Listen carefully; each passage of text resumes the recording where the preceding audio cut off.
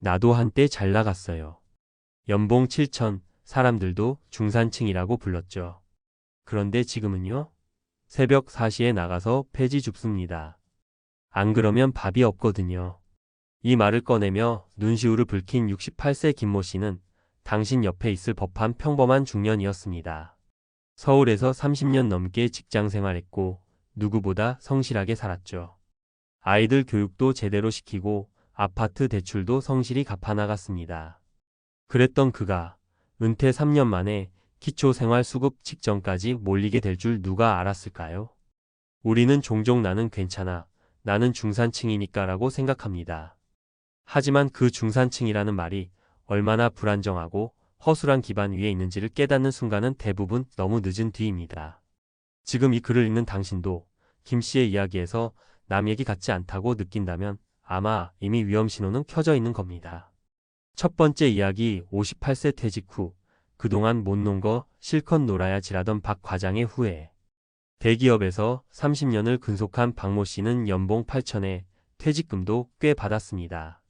딱히 투자를 해본 적은 없지만 내가 그동안 얼마나 일했는데 이제는 쉬어야지라며 은퇴하자마자 여행을 다녔고 친구들과 골프도 즐겼습니다.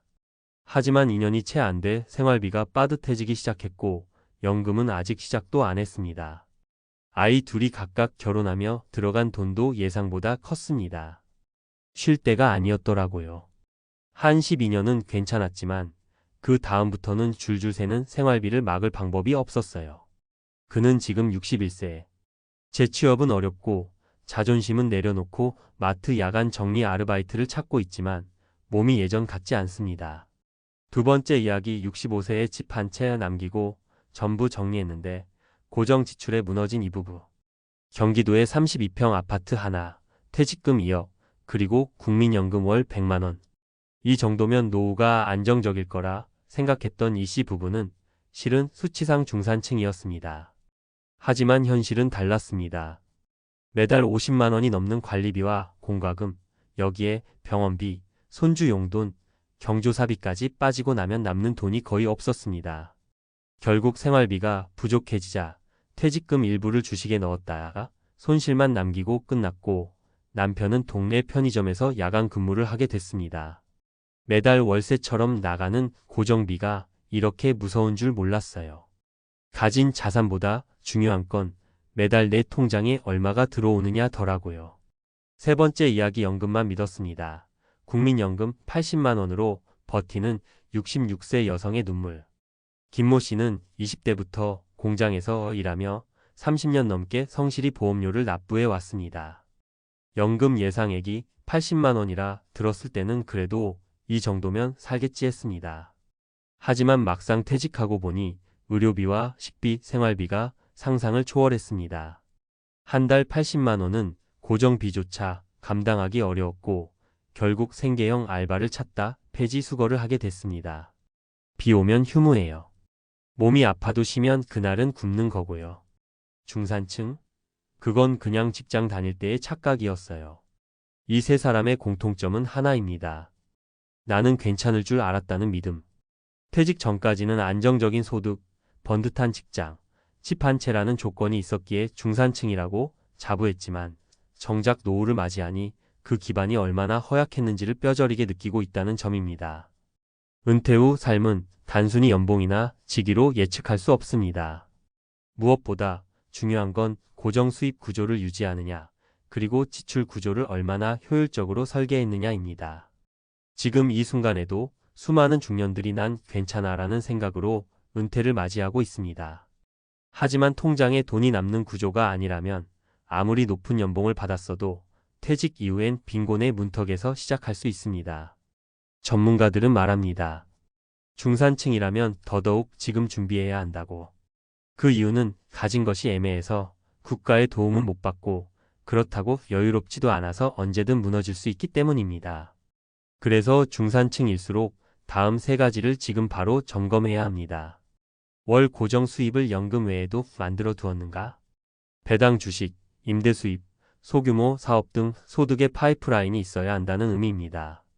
월 고정 지출을 줄일 수 있는 구조로 바꾸었는가?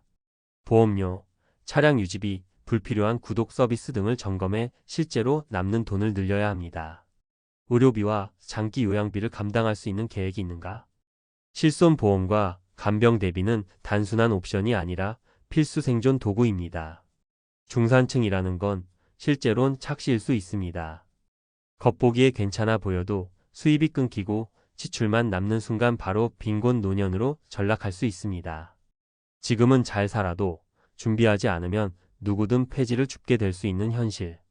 그게 오늘 우리가 마주한 진짜 이야기입니다. 지금 이 글을 읽는 당신은 어떤 노후를 준비하고 있나요?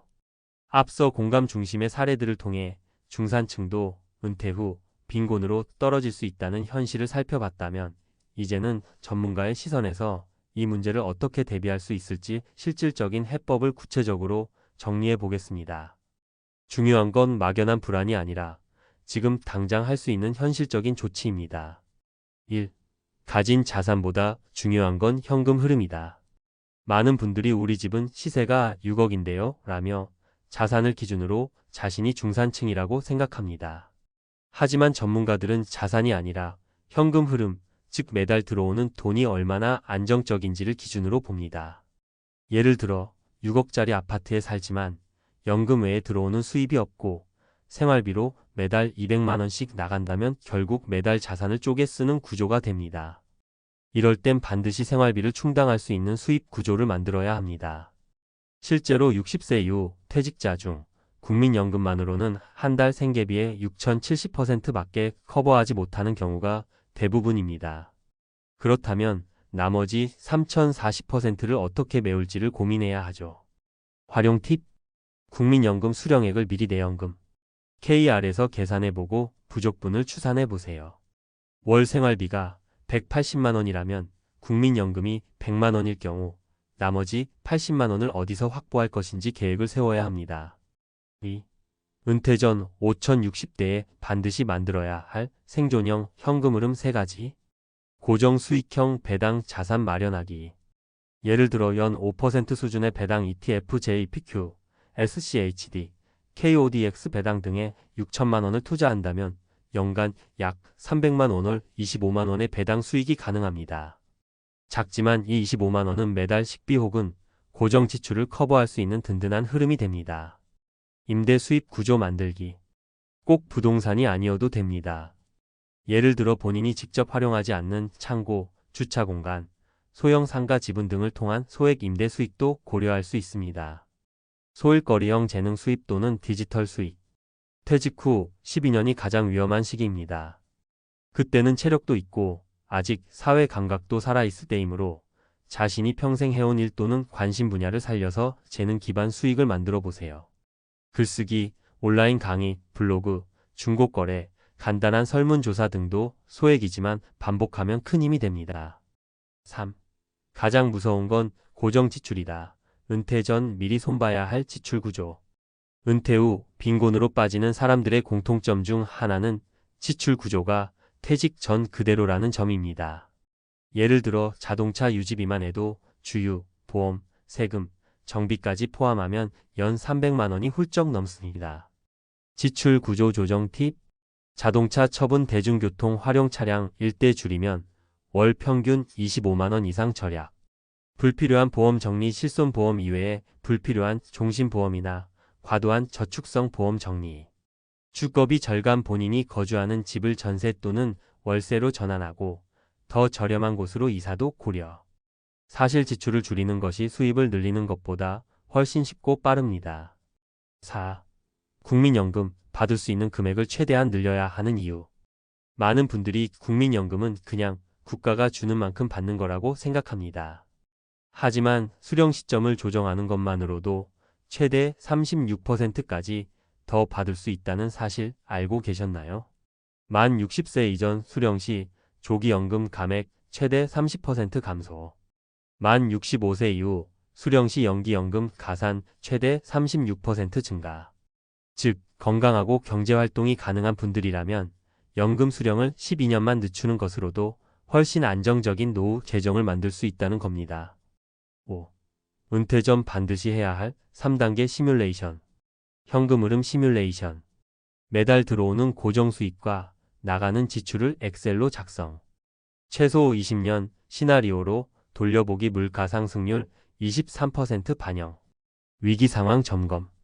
갑작스러운 병원비 1,000만 원, 자녀 결혼 비용, 주택 보수 등의 변수를 넣어보세요. 예상치 못한 지출이 생겨도 버틸 수 있는 유동성이 있는지를 확인. 최소 생존 비용 설정하기. 실제 은퇴자들 중 내가 없어도 되는 소비를 줄이자 월 100만 원으로도 충분했다는 사례 많습니다. 최소 생존 생활비부터 확보하고 나머지는 추가 소득으로 설정. 결국 핵심은 이겁니다. 연봉이 얼마였든 자산이 얼마든 은퇴 이후에는 월 단위의 현금 흐름과 지출 구조가 모든 걸 좌우합니다. 나는 중산층이라 괜찮다는 착각이 가장 큰 위험 요소입니다. 중산층일수록 국가의 복지 사각지대에 빠지기 쉽고 소비 습관을 바꾸지 않으면 더 빠르게 무너질 수 있기 때문입니다. 지금 당장 통장을 열고 고정 지출이 얼마인지 확인해 보세요.